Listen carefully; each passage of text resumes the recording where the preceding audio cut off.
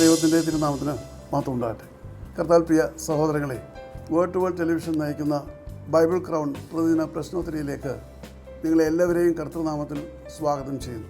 നമ്മുടെ ഇന്നലത്തെ ചോദ്യം, ഏത് രാജാവിനോടാണ് തുലാസിൽ നിന്നെ തൂക്കി നോക്കി കുറവുള്ളവനായി കണ്ടിരിക്കുന്നുവെന്ന് ദൈവം പറയുന്നത്? ഉത്തരം, കൽദയ രാജാവായ ബെൽഷസ്സറിനോട്. ദാനിയേൽ പ്രവചനം 5-ാം അധ്യായം 27-ാം വാക്യം. ഇന്നലത്തെ വിജയി.